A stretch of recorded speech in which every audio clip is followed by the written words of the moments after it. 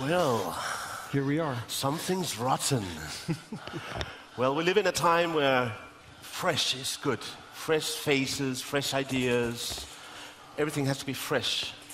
But the truth is, everything's changing all the time. Everything is in constant process.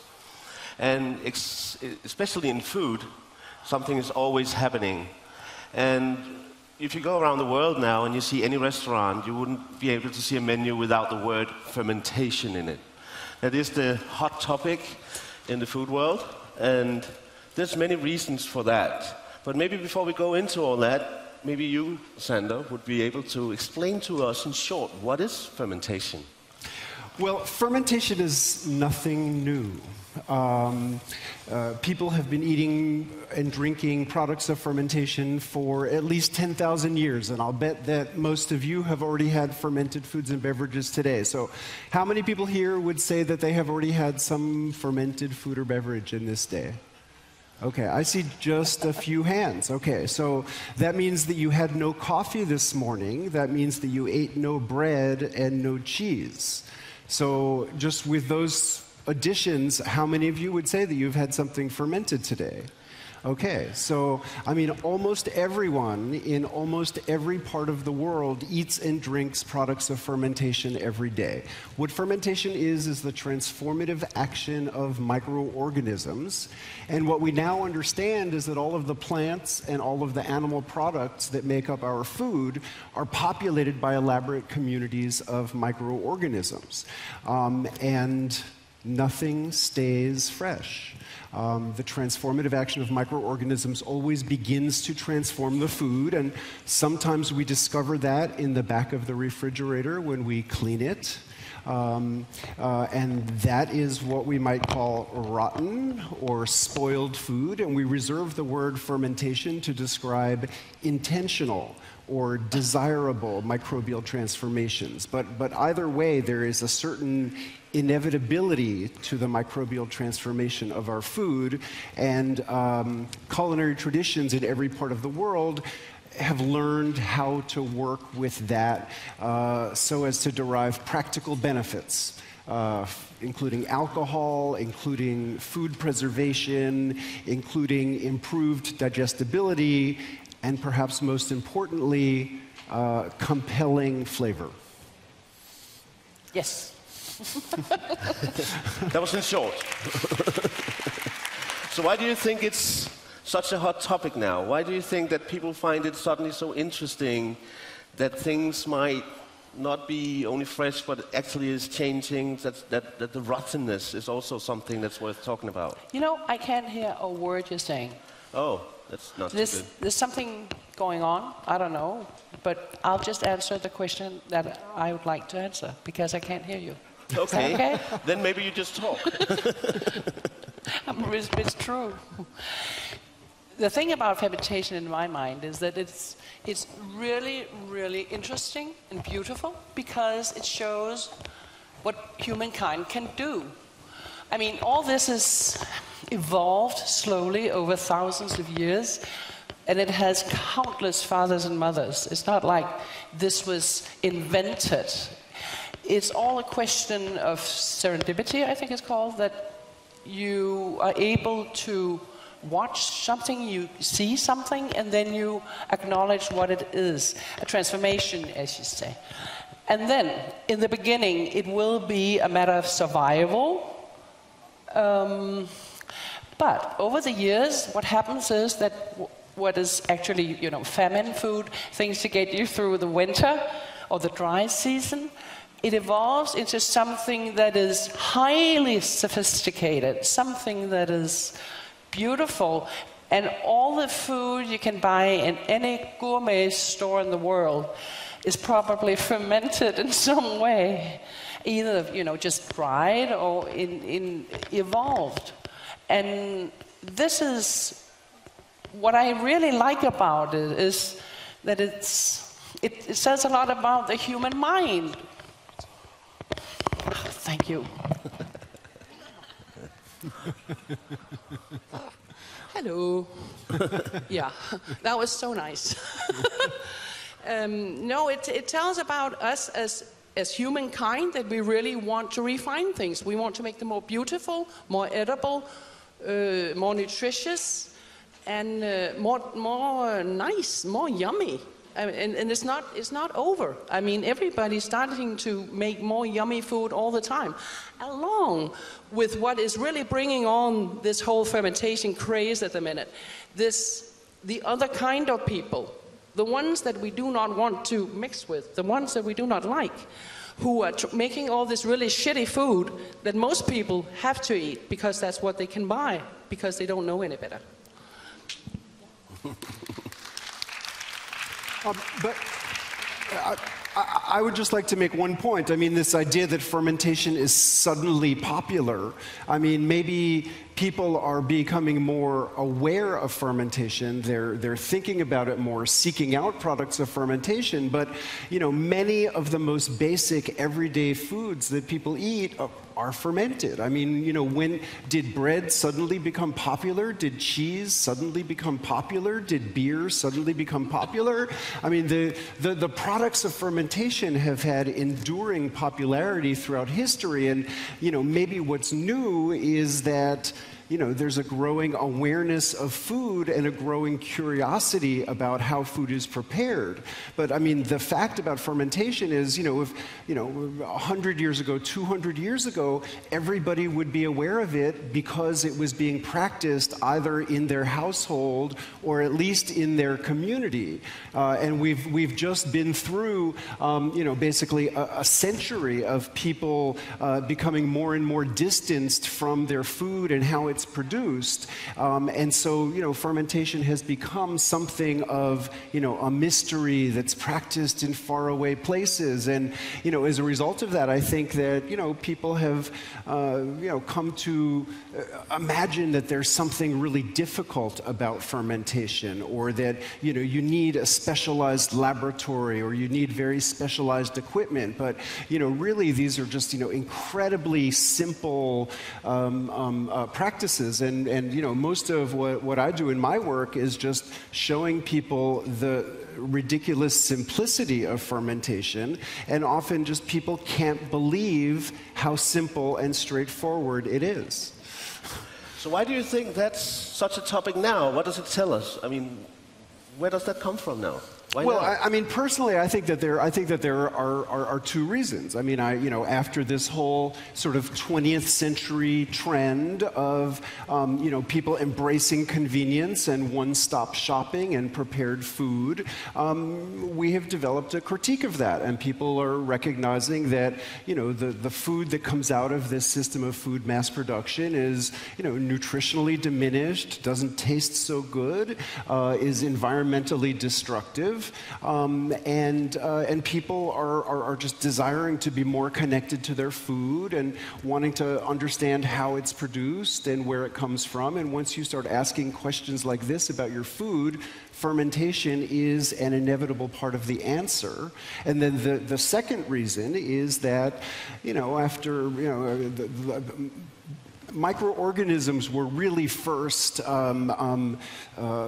identified by Louis Pasteur, 150 years ago. And the earliest triumphs of microbiology involved identifying pathogenic bacteria. And the 20th century really represents the war against bacteria, and this idea that bacteria are bad, bacteria are dangerous, bacteria must be avoided. But in recent years, there's a growing recognition in science just how important bacteria are. And, in our human bodies, we're the host to something like 1 trillion bacteria, at least 10 times more cells than we have cells in our bodies.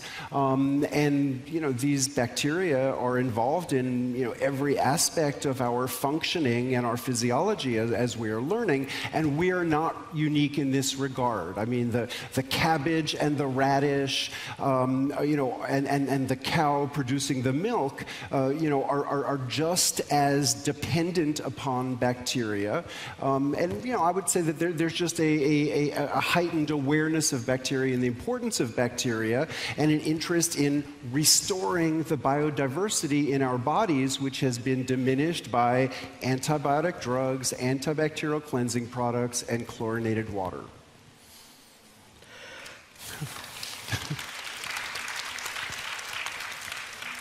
So we are actually fermenting ourselves inside ourselves right now, all of us.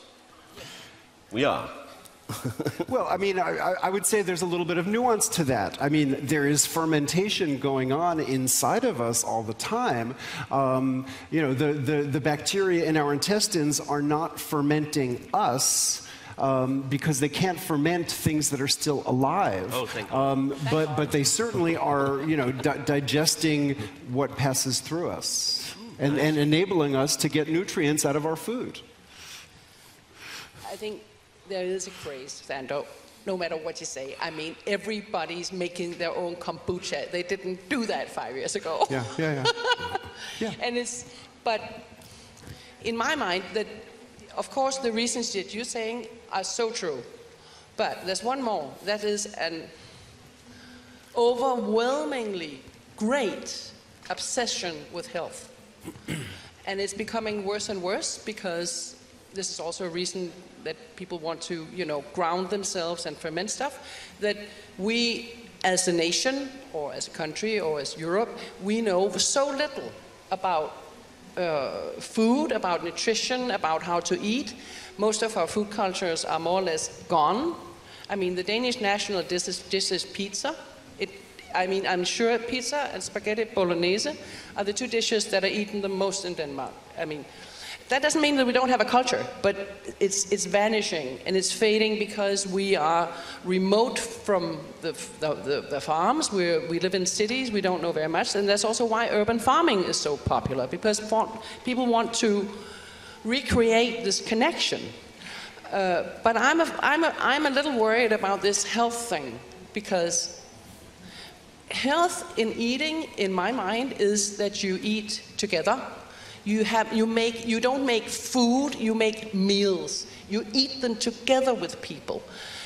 And you eat diversely, you eat in contact with the seasons, and you eat locally and organically and all that. And that will keep you healthy and happy. And I think this thing about taste, about eating with other people that you like, hopefully, is the most important thing. I mean, that keeps you just as healthy as having your gut bacteria replenished every 24 hours. And I think this obsession with food takes us into places, with health and food takes us into places where people actually eat things that taste awful just because they think it's healthy by themselves. I mean, this whole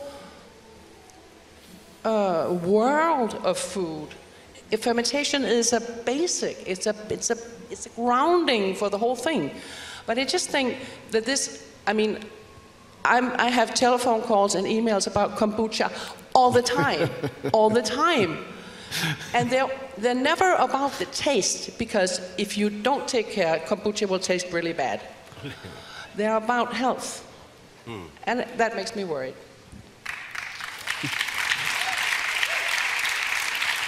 Well, I mean, certainly this idea that, you know, drinking kombucha is going to, you know, save you and prevent you from ever getting cancer, or one kombucha website claims that kombucha will prevent your hair from going gray, and I'm definitely evidence that that is not true.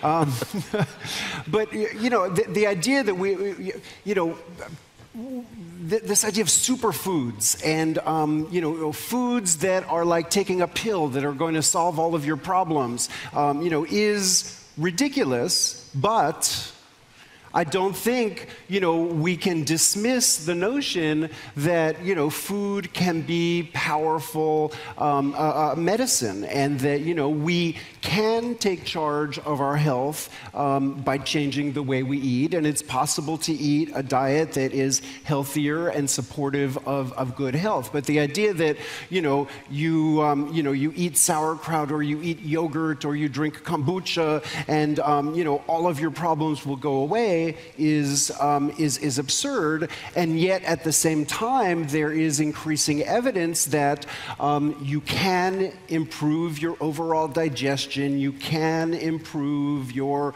overall immune function. There's even some new evidence that you can improve your mental health by incorporating some of these foods. But I think we have to think about it in a general way that includes broader lifestyle issues, including social issues and just having companionship and eating with people, and I don't think we can divorce that from pleasure. Food is a source of pleasure, and fermented foods, have compelling flavors. But the thing about compelling flavors is they're not always compelling to everyone. So probably, some of us in this room really like strong, stinky cheese, and probably some of us in this room find that a little bit scary and don't really like the flavor of strong, stinky cheese.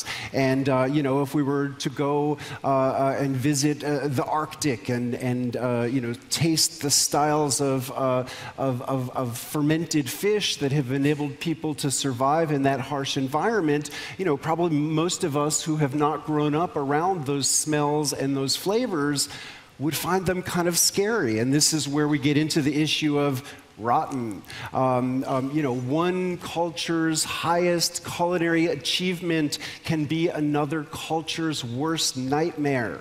And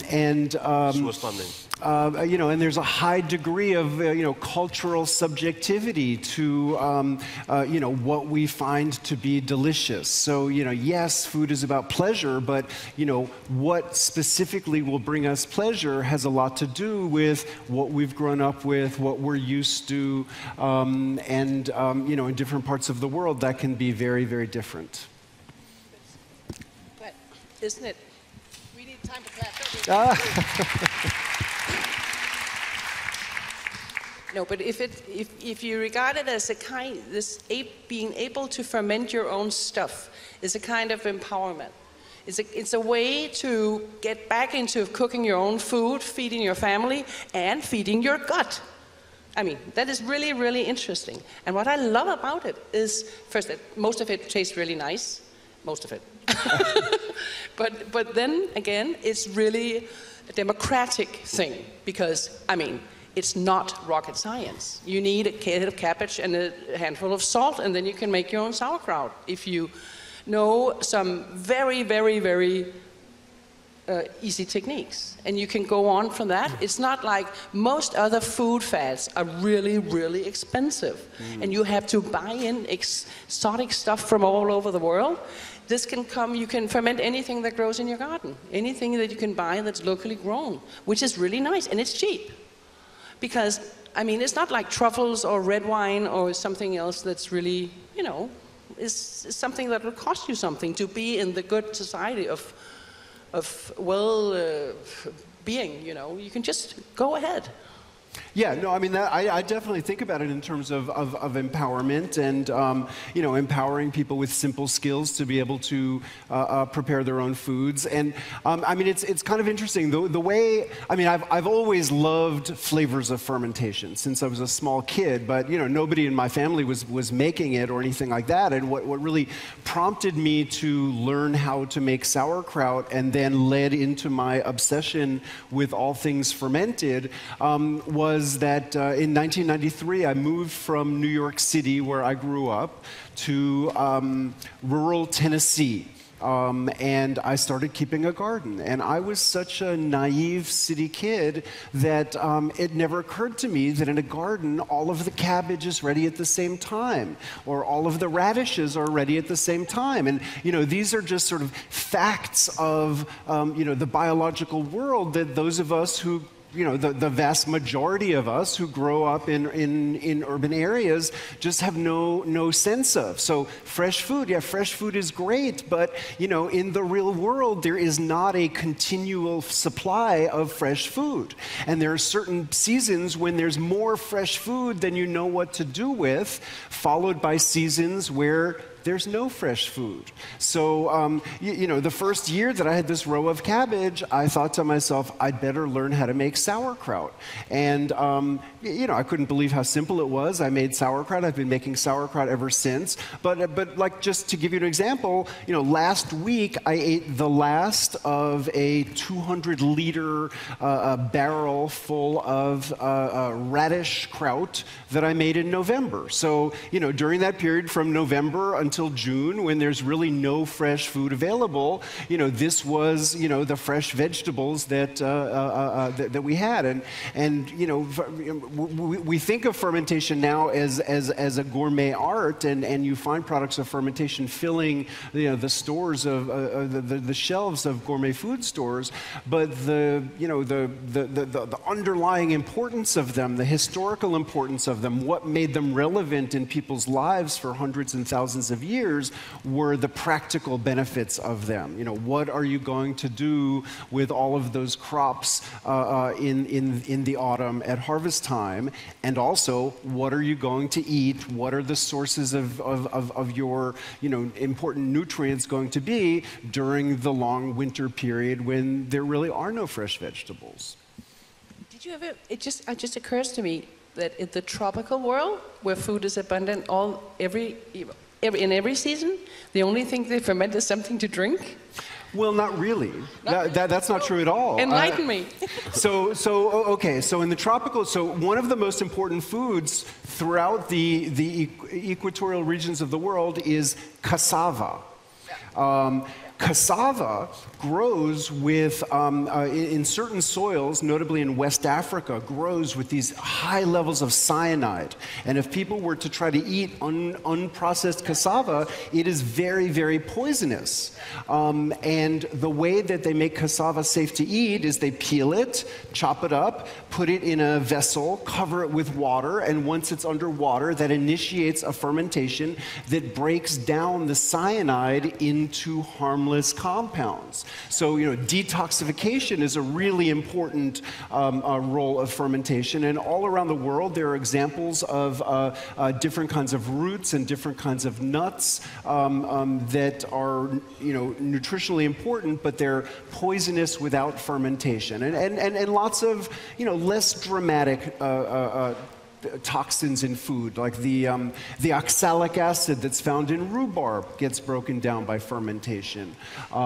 So this is another application of fermentation. And alcoholic beverages, I mean, you know, you don't have to drink, you know, the choices are not wine or beer. I mean, people ferment every kind of carbohydrate source available to them. So in the tropics, you might find palm wine and coconut wine, and in Central Asia, you'll find kumis, fermented milk alcohol.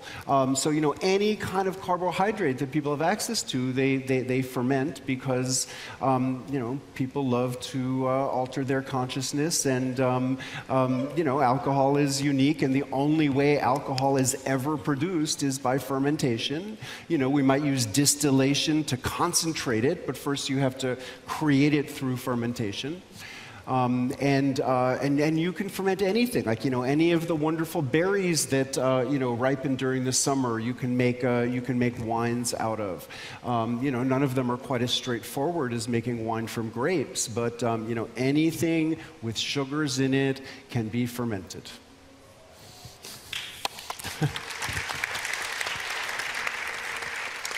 I went to your workshop. You did a workshop. You have an amazing organic farm called Fuglebjerggård, and you both did this workshop together. And it was amazing for me to see how many people that actually came there from all over. It was not only Danish people coming; it was also people from Poland.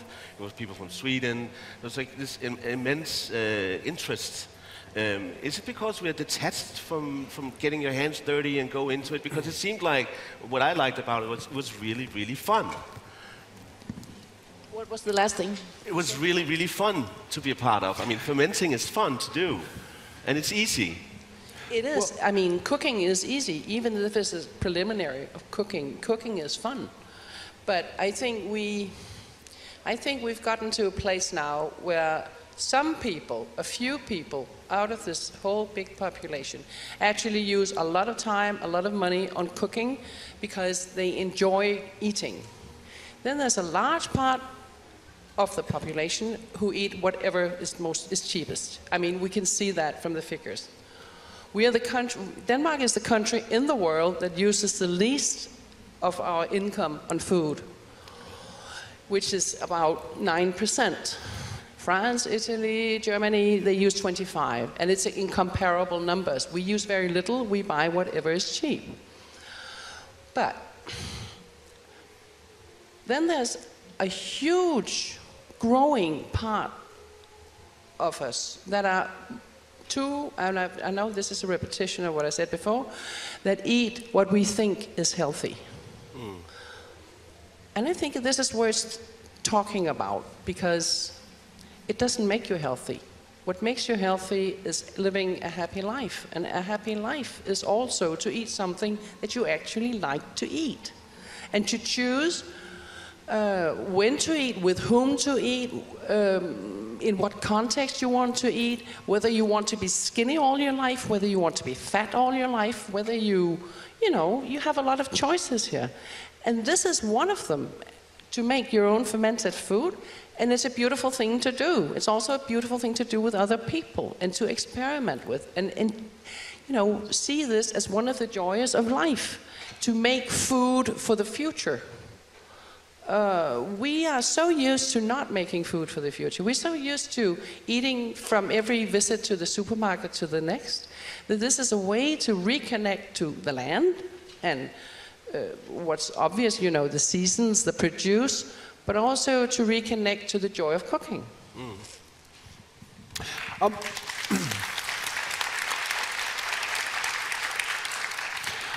But I do want to address this issue that you asked about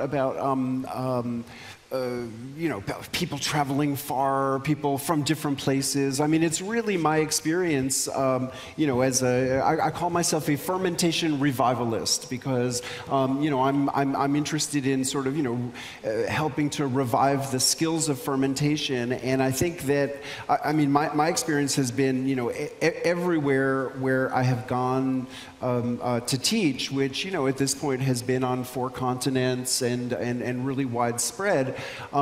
There's a hunger for this information. I mean, people, obviously people looking at the traditional foods in every part of the world are seeing the importance of this phenomenon of fermentation, and yet because of this idea of, the embrace of convenience, just going to the supermarket, buying what's cheap, buying what's easy, which certainly has its appeal. I mean, none of us can, sort of deny the appeal of that, but it has its limitations, and one of the big limitations is the loss of skills and the loss of traditions. And I hear over and over again from people in parts of the world that have, some of the most elaborate pickling traditions from Japanese people, from Ukrainian people,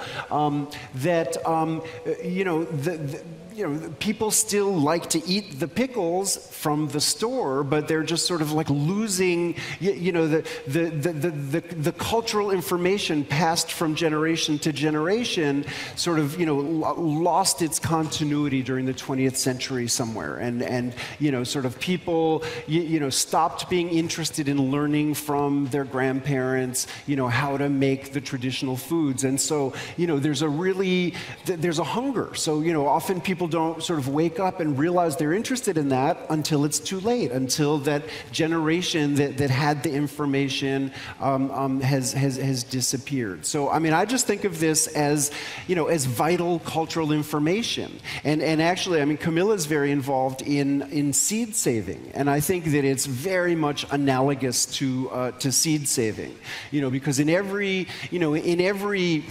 region, it's not even in every country, but in every region,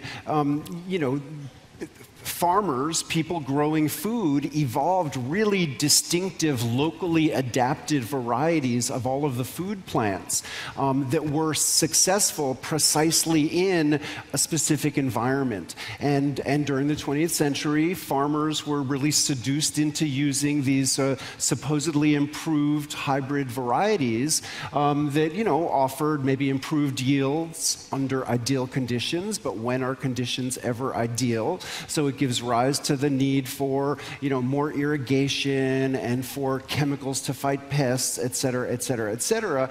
And the old seed stock has largely been lost. And, there are attempts to revive it. There are ones that have been saved. But the same thing is happening in the world of fermentation. Every part of the world where people domesticated animals for their milk, people developed distinctive styles for fermenting the milk, because how do you keep fresh milk? Fresh milk is an invention of the 20th century, and refrigeration. People milking goats and cows have always been able to enjoy fresh milk, but anyone down the supply chain has been drinking different forms of fermented milk. And really, there have been thousands, probably tens of thousands of really distinctive styles of fermented milk.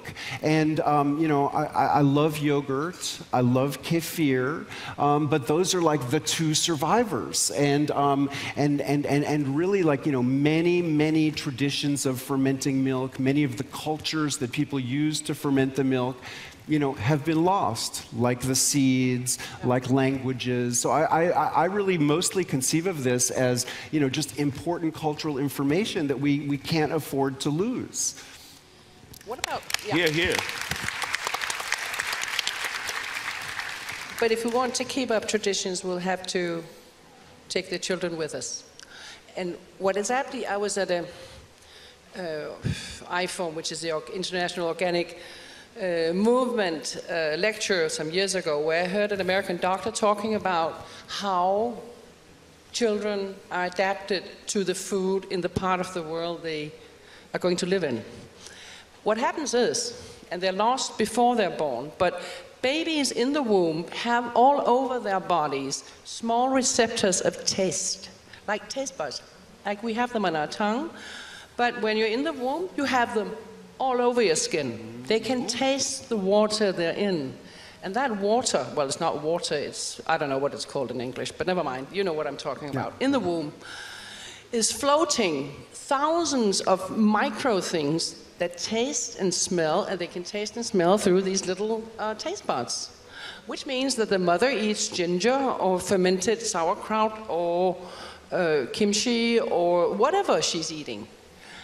And this child will adapt to it, will know how, will learn how is it, I'm going to be born in Thailand, I better, start to like fish sauce. It's just the way it is. I have 4 children. One of them hates Danish food and loves everything Asian.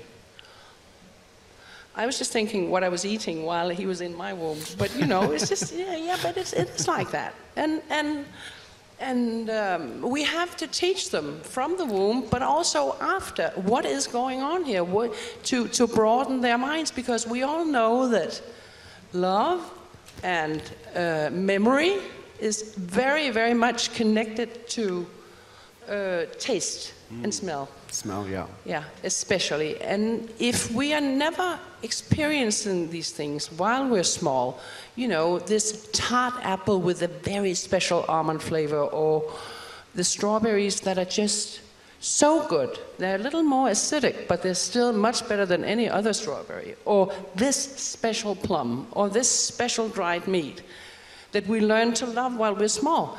These experiences we take with us our whole life. And whenever we smell this plum or this, whatever, you know, meat, or we'll go back in time. We'll go back in time to when we had it the first time. I'm just thinking, and now this makes me fucking angry. It really does. These kids that we're raising now, I'm sorry, it just makes me so pissed off. They will learn to remember the taste of pink lady apples, or unfermented cheese, you know, this cheese spread, or white mother's pride loaf. Is that what we're teaching them? Is that what they are bringing on? Come on. We can do better than that. We have to.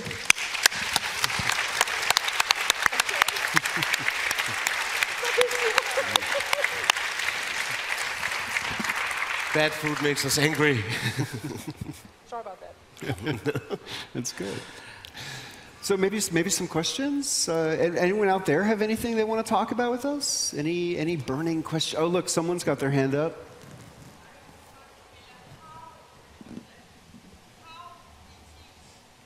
How do we teach?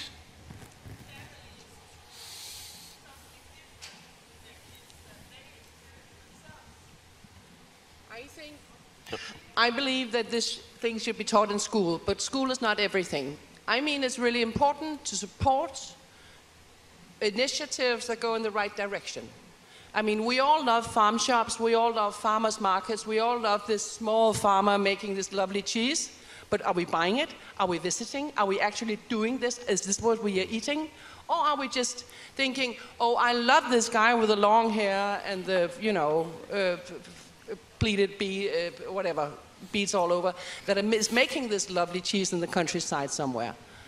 But if we don't buy this cheese and eat it and serve it to our children, it will not go any further. We have to change the way we buy stuff, the way we consume. That is our power. I mean, it's a kind of voting that is much more powerful than voting for a political party. We vote every time we go to a store, or every time we choose not to go to a store and get our food in other ways. Or every time we choose which store we go to.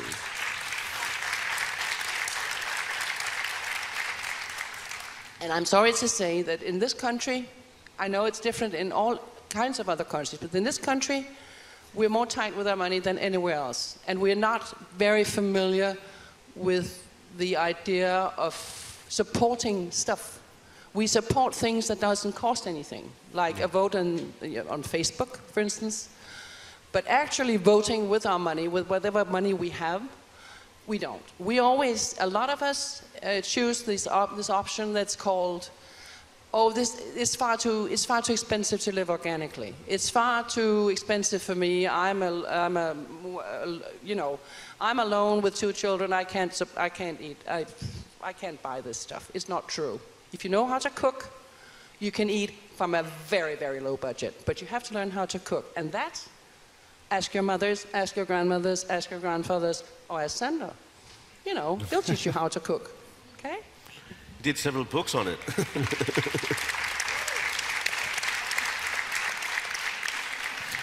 The one other thing I would add to amplify what Camilla's saying about spending money on food. I mean, everybody loves a bargain for sure, but it's a question of what we prioritize. And I have no idea what these look like in Denmark, but I can tell you that in the United States, like if you look at a graph at the proportion of household spending on food and the proportion of household spending on health healthcare, over time, what you see is that, 75 years ago, people were spending more money on food than on healthcare, and food has gotten cheaper and cheaper and cheaper, and healthcare has consumed an ever greater proportion of our incomes. So, you get what you pay for, and the dark side of a lot of the mass-produced food that's so cheap in supermarkets is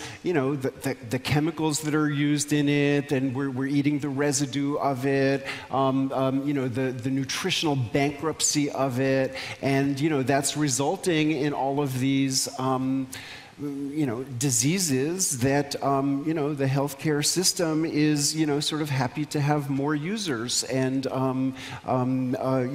bill more stays in the hospital. And so, you spend the money one way or the other, but it's a question of, are you willing to dig a little bit deeper in your pockets in order to, feed yourself and your family, really healthy, wholesome food, or are you going to sort of go for the bargains and save your money so that you'll be able to pay for the health care in the future.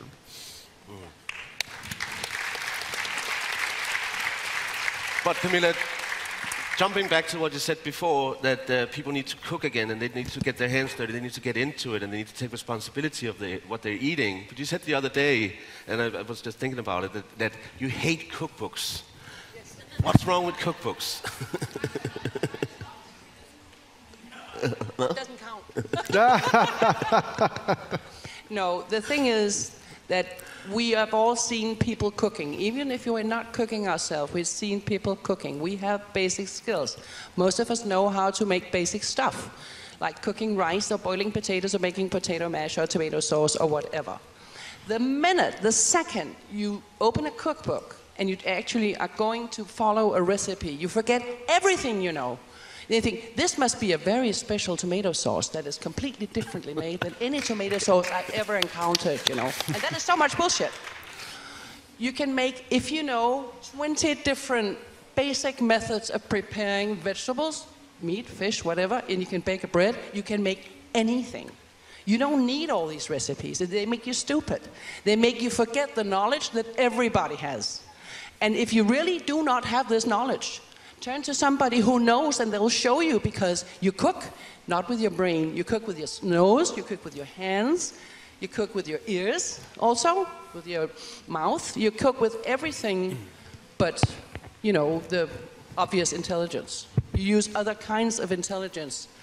And we have to turn to people who actually know this stuff. The thing is, there used to be actually food programs in Danish television, but they decided not to make anymore. They are only making, what do you call that? Competitions. Competitions. It's only competitions where people make a fool of themselves. And that is quite a shame, because a lot of people, every generation, there's a new generation all the time, every generation needs basic stuff. And if mama's not able to cook, father's not able to cook, and they're not teaching it in school, well, who's going to teach you? Find somebody. And I both agree and disagree. I have to say I love cookbooks. I rarely follow recipes, but I get so much inspiration from looking through cookbooks and seeing people's recipes. But, my general impression and what I hear from publishers is that, sort of cookbooks are among the remaining, paper books that people are buying. But I think, for many people, it's like it's food pornography, and it's not actually about them spending time in the kitchen. In a way, it's instead of them spending time in the kitchen cooking. They have a fantasy life where they're sort of seeing beautiful pictures. I certainly don't think the best way to sort of learn cooking is from a book. It's much better to sort of help your mother in the kitchen or help someone who's cooking you admire in the kitchen. But if you're trying to investigate how to make some specific dish that's a mystery to you, a cookbook or an internet recipe search, can be a great help. I mean, of course, I also like cookbooks. I was enjoying your collection of cookbooks while I was visiting. Yeah. But it's just that if we do not have the basic skills, it will still be a mystery. I mean, it doesn't help to have a lot of recipes. There's thousands of recipes in the world. What you need actually is somebody explaining to you, like you've done in your huge, what's it called, a tome on fermentation, that all the details, all the stuff, all the whys and wheres and the history, and this is interesting. This is a good cookbook. But books that are just full of recipes, well, fuck those. We don't need those. So not only is the food rotten, the food culture seems to be rotten as well. Many types of rotten. There's a question here. What is it with bacteria that makes it delicious? I mean, we talk about all these fermented products, wine and cheese and kimchi and sauerkraut. But what is it that makes it delicious? I mean, we're eating bacteria. Is it the bacteria that wants to be eaten? Or is it us that knows that the delicious bacteria is good for us? What makes it delicious? So the question is, what makes bacteria delicious? You know, I think that, you know, it's okay. So the world of bacteria is huge, and you know, it's not like there's just one kind of bacteria. There's all these different kinds of bacteria, and certainly in all traditional fermented foods, because there was no ability to sort of separate out different kinds of bacteria, they all involve broad communities of bacteria. And during the course of the fermentation, these microorganisms are consuming nutrients and then breaking them down. And every bacteria has certain unique metabolic byproducts. And these metabolic byproducts are all of these extraordinary flavors of fermentation. You know, from the lactic acid, you know, that gives yogurt or sauerkraut its tartness, you know, to all of the, you know, flavor complexity in a cheese or miso or fish sauce. But I mean, I would say that, you know, the flavors themselves really are the result of the byproducts of the bacterial digestion. You know, and also some of the smells and flavors that people might find scary are a result of that. So you know, if someone finds fish sauce scary, or very ripe cheese, or you know, the Arctic preserved fish, you know, that's also byproducts of these bacterial digestive processes. It looks like on this side there's some questions.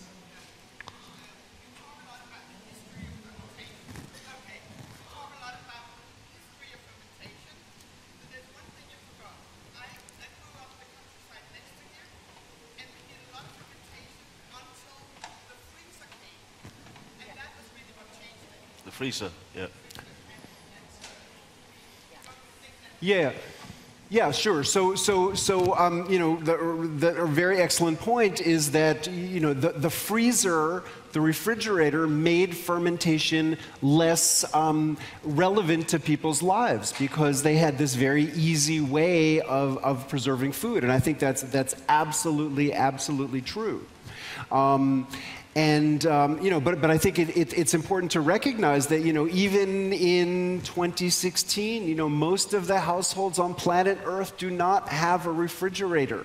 And given all of the uncertainty we have about, you know, sort of energy into the future, I don't think it's a reasonable expectation that, like, forever every household will be able to have their own refrigerator and freezer. And so, yes, refrigeration has made the fermentation less of a survival practice, but I think it's really no less important for us to sort of, you know, hold on to the wisdom that enabled people to survive without the freezer and the refrigerator.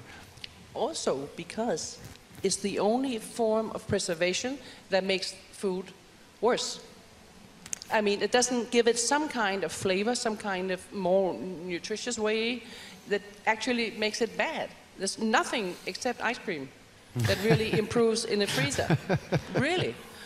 I'd like to add a small comment, I think we have time, to your question, because maybe the bacteria wants to be eaten, as you said. Maybe they do. But what we can actually do with ourselves and our stomachs is to listen to what our body is telling us to eat. We have a brain here, and we have a brain around our intestines. It's a fatty tissue that contains almost as many nerve cells as the regular brain. They are in total contact all the time. Electrical currents running to and fro. And if we are able to listen, this stomach brain can tell us everything we need to know about what we need to eat. It will tell us that no, that today is not curry day. Today is rice pudding day. Today we need something acidic. Tomorrow I might need something green. It'll tell us everything. But we need to listen, and we need not to eat food that stops us from listening. If we eat anything with low sugar, anything that contains artificial sweetness, and everybody does, all this zero Coke, all these girls drinking zero Coke instead of drinking a regular Coke once in a while, every kind of artificial sweetener cuts out these electrical currents between our stomach brain and our regular brain, which means that we're not able to feel anymore. It comes back after a while. But it disturbs our natural urges to eat special foodstuff, including very much fermented foods. So we have to stop this trying to eat low fat, low sugar, and eat the real thing, and then we'll actually be able to feel what we need. That's going to be the final notes from here. I would like to say... Can I just take the final minute and talk about the word fermentation for a minute, just because I think it's an interesting word. Fermentation comes from Latin fervere, which means to boil. And it's because the visible action of fermentation in liquids is bubbles, just like the visible action of boiling in liquids. And so, fermentation has been conceived of as like a form of cold boiling. But we have this metaphorical understanding of the word fermentation as well, and people will talk about a period or a place of great cultural ferment, social ferment, political ferment. And I would say that has to do with bubbles also, except that instead of literal bubbles of carbon dioxide rising in a liquid, that has to do with the excitement of people. And when people are bubbly, if they're excited about ideas, they want to share them. They want to talk about the ideas that they're excited about. So just as a parting thought, in addition to being this really important mode of transformation for foods and beverages, fermentation is also an engine of social change. And you are the starter cultures. Thank you.